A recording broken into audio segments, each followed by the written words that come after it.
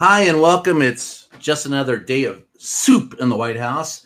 Mary's out today. I'm Brian Karem. I'm sitting in for her. And today the White House announced a $200 million renovation of the East Wing to build a grand ballroom.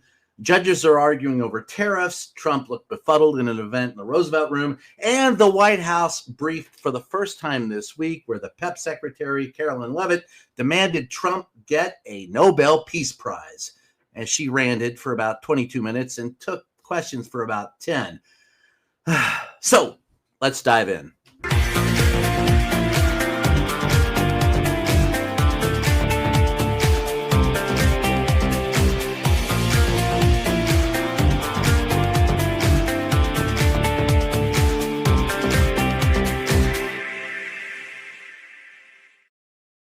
Hi, guys, and welcome back to Mary Trump Media Live. Today, Donald Trump signed an executive order to reinstate the presidential physical fitness program. Seems innocent enough, right? Well, not for Donald. He can't pass it. But anyway, even the press conference, this seemingly simple executive order, the press conference was a mess with his dementia, on full display. Okay, mental decline, whatever you want to call it. First, Donald was totally unintelligible. And then trying to talk about his good friend, WWE fighter Triple H, Trump, well, hell, he seemed confused. 14-time WWE world champion, and he's a man who you're not going to mess around with. Even Bryson said, I think I'll take a pass on him, right? You're going to take. And he's another one who's been my friend for a long time. He's really an amazing athlete, Triple H. Triple H, there he is. That's still very strong. He's a strong guy. And it's great to have you. And you felt very strongly about this, about the council. He's a great friend. He just doesn't know who he is. But he loves his biceps. Donald always does that. He often will make comments about, the masculinity of his of his guest. Anyway, what can I tell you? Triple H was, literally standing right there, Donnie, and he still couldn't figure out, what he was or who he was with. Meanwhile, it turns out everyone in the room was just as confused as Donald Trump was. None of the athletes seemed to know what was going on. Take a look. You want to say a few words? Come on up. Come on. He's a little shy, but once he gets going, nobody can stop. Oh, no, don't stop. I'm just proud to be on this team. I don't know why. I don't know what we're supposed to be doing, but I'm here to serve, and I'm here to serve you. Okay, so I'm going to do the best I can for as long as I can. Thank you very much. Nobody like him. Maybe they were confused because that worm in Robert Kennedy Jr.'s head went somewhere else. Other heads. Anyway, Trump has an entire staff at his disposal. The athletes are standing in front of the press, apparently to get a briefing, and you don't even know why they're there. That would be embarrassing to most presidents, but not to Donald. He doesn't care. But let's face it, as I'm a reporter, and I'm telling you, we suffered through these boring, silly signing ceremonies for one reason, and one reason alone, and that's to get him to answer questions about Jeffrey Epstein. And thankfully, today, one of us broached that subject. Family of Virginia Giuffre released a statement overnight in response to some of the comments that you made this week. You said that Jeffrey Epstein stole people from Mar-a-Lago. At the time, did you know why he was taking those young women, including Virginia? No, I didn't know. I would figure it was ABC fake news that would ask that question, one of the worst. But no, I don't know really why. But I said, if he's taking anybody from Mar-a-Lago, he's hiring or whatever he's doing. I didn't like it, and we threw him out. We said we don't want him, at the place. This is a story that's been known for many years, as you know. But it's, I didn't like it that he was doing that, yeah. Sure, Donald. Insult the reporter, deflect from the fact that they asked you a very salient question. And the question was based on correct reporting, based on what Donald Trump himself said. That Jeffrey Epstein stole people like they were possessions from Mar-a-Lago. And the fact that Epstein's victim, Virginia Giuffre, was the Mar-a-Lago employee that Epstein stole from Donald Trump raises a very important question. And don't forget this question ever. Donald said on many occasions he knew that Epstein liked young girls. Jeffrey was a young girl. Trump knows Epstein stole her like a possession. So why didn't Trump ever alert the authorities? Why did he never say anything to anyone about this? Answer that, Mr. President. That's the question you must answer. And then no presidential presser would be complete without a graceful, dignified exit by Donnie. Can I ask you about Mr. President? Can I ask you about Oh, that's gotta hurt. What can I tell you? It looks like Donald has another bruise on his body this evening. Anyway, if Joe Biden slid into senility, I want to tell you something. Donald Trump has taken a cannonball into the deep end. I covered him in the first administration. I'm seeing him now. He's not the same guy that he was then. He's confused. He's befuddled. And by God, he's not telling us the truth, which he never did. But now what's funny is because of his befuddlement, because of his decline, sometimes, like when he was speaking before a travel pool when he was in Scotland, he occasionally will drop a truth bomb, like with Virginia Guthrie. Anyway, so Donald loves to brag about cutting government spending by rooting out waste, fraud, and abuse. As we all know, he unleashed Doge at the start of his term to deal with those issues. So let's do a quick check on how his government efficiently has conducted its efforts as of today. Today, ABC News reported that the federal government is paying more than 154,000 federal employees not to work as part of the deferred resignation program. The updated figure includes thousands of government workers across dozens of agencies who took the buyout offers through June to maintain benefits and pay until the end of the fiscal year on September 30th. It represents just over 6% of the 2.3 million federal civilian workforce. Donald's idea of draining the swamp is ridiculous. It's paying over 150,000 federal workers to not work. That's not cutting or draining the swamp. While bragging about saving money, it's not that either. It's chaos in a blender, disguised as cost cutting. And like everything he touches, it's burning taxpayer dollars and gutting the government from the inside while doing no one any benefits. Can you say FEMA? Can you say climate change? Can you say NOAA? Can you say the National Weather Service? All of those things he's cutted, he's had to bring back. Never mind the fact that the government also advertised to hire more IRS workers today. You know, he cut a bunch of them. Now he apparently needs them back to get the money that the government needs to operate. Everything this man touches turns to the proverbial shit demon in the movie Dogma. Look it up. Anyway, with so many of Donald's erratic actions, we ask ourselves, how is this legal? And the answer is it's probably not legal. What can I tell you? Donald's battle with the courts continue as judges across the country push back against his presidential overreach. The latest blow, Trump tariffs. One of at least 7 lawsuits challenging the authority to impose tariffs without congressional approval reached the U.S. Court of Appeals for the Federal Circuit today, and the judges simply aren't buying Trump. The panel of 11 appellate court judges expressed broad skepticism over the legal rationale for his tariffs, and they seemed unconvinced by Donald's lawyers and their insistence that he could impose tariffs without congressional approval through the International Emergency Economic Powers Act, IEEPA, for those who need to know. Federal Circuit Judge Jimmy Reyna said IEEPA doesn't even mention the word tariffs anywhere. The issue now rests with the appeals judges as Donald's deadline to enact tariffs on various countries looms tomorrow. That's a self-imposed deadline, by the way.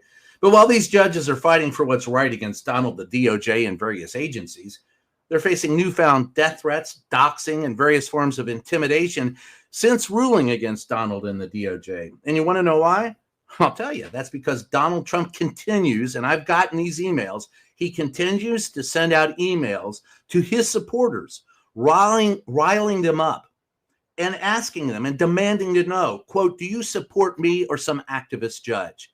And that's all he needs to do to get his people rolling. Since Donald has been elected and faced court battles for his often illegal policies, he's lashed out with harsh criticisms for judges he sees as stymieing his political agenda, much like he calls us fake media when he gets pissed off at us. And in return, threats against federal judges have skyrocketed. He and allies lash out against U.S. District Judge James Boasberg, who had blocked the administration's efforts to swiftly deport Venezuelan nationals to El Salvador. They lash out against Chief Judge John McConnell Jr., who back in February ordered the White House to pull back its attempts to freeze federal funding. When it came to McConnell, Elon Musk, remember Elon Musk? At the time, he was a White House employee and not an out-of-work guy who makes a bad car. He called for McConnell's impeachment. Representative Andy Douglas from Tennessee put his face on a wanted poster. Didn't put his face, he put McConnell's face on a wanted poster of other judges in front of his office. And American First Legal, an ally of Donald, filed a judicial misconduct claim. Today, at a forum for a group called Speak Up for Justice, Judge McConnell recounted the fact that his court received over 400 threatening voice emails, 6 credible death threats, and pizzas were delivered to his home because, quote, they wanted to let us know they knew where we lived, he said. I hope it was a decent pizza. Anyway, and the judges attending this forum were clear about what needed to happen. Donald must stop the attacks.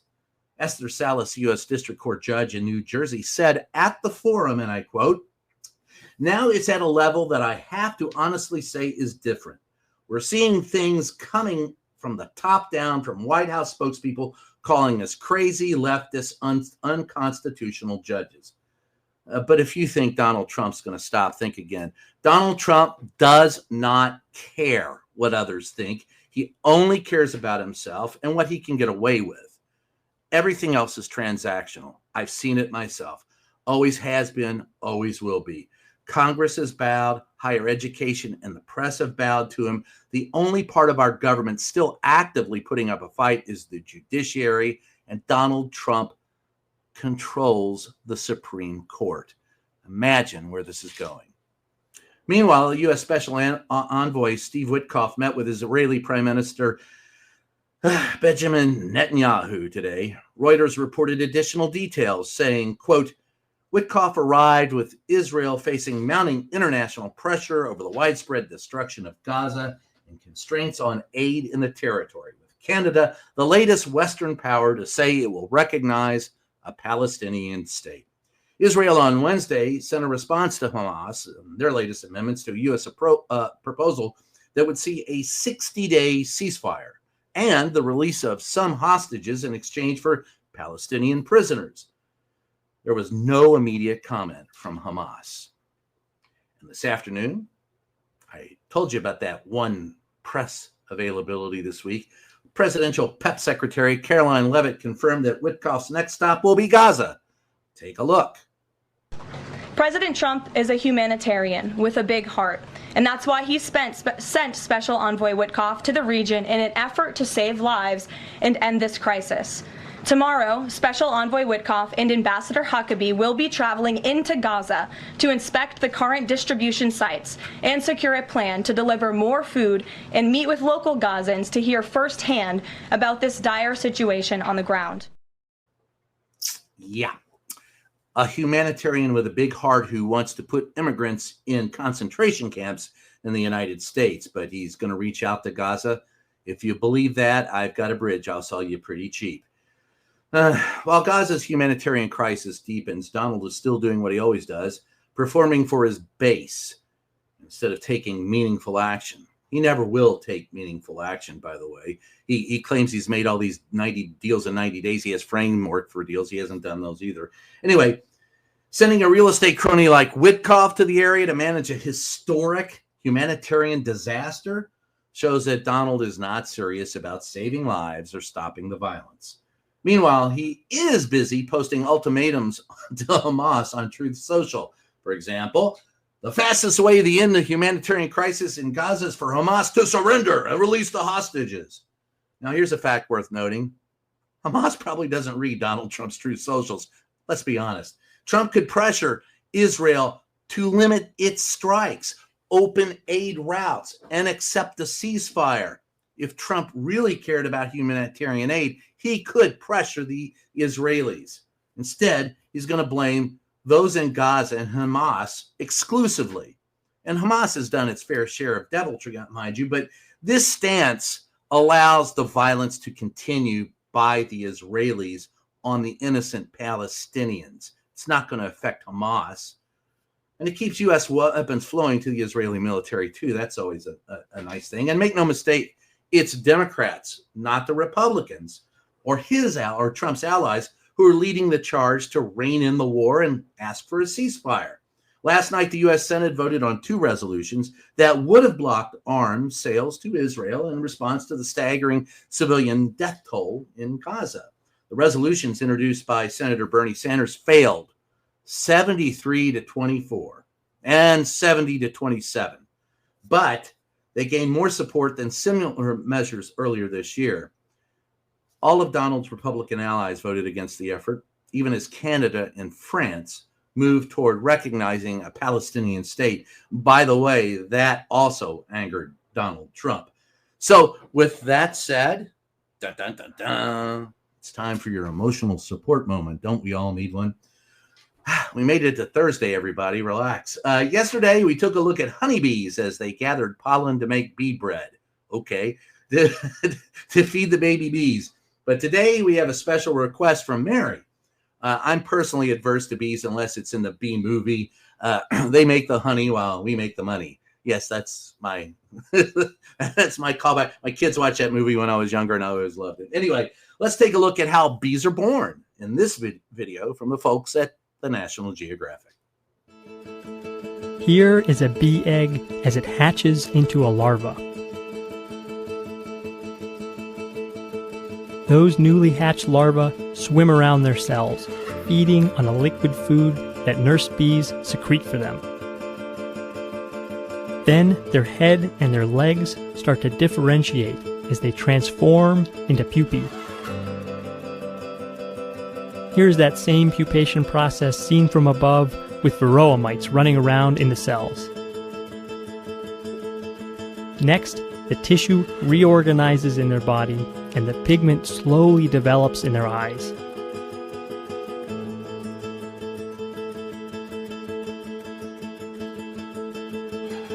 In the last step, their skin shrivels up and they sprout hair.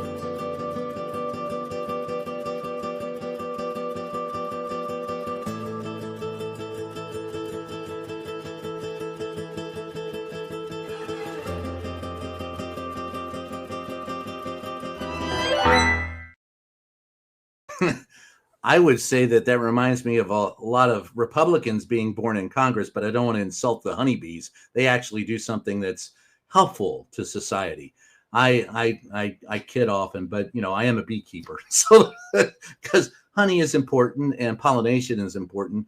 The Republicans in Congress, not so much. Anyway, let's take a look at what you guys have to say today. The hell with me. Hal Schwalbe, I hope I pronounced it right. You're a new member. Thanks for joining us. Greg Bender, $2. Can MTM give Bullshit Barbie a Donald Duck voice? I've been in the briefing room, and I tell you, she already has one to me. Actually, she sounds a little like, I don't know, she like Barbie on acid. Anyway, can you imagine how tacky the White House is going to look with the new ballroom? Wake up, everyone. He has no plans to move out. His plans for his face on Mount Rushmore give me strength. Gay, I can't pronounce your last name. I'm not going to try, but I feel you because that's exactly what reporters at the White House were saying today. Wake up. He has no plans to move out. He plans to live there for the rest of his life. 1,268 days left to go in our countdown to liberty. Donald Trump's reign of terror continues at the White House. And now, just so he doesn't get asked questions about Jeff Epstein, he's going to spend $200 million to renovate the East Room, put in a ballroom. And by the way, First Lady and her staff won't be able to use the East Wing while they're doing it.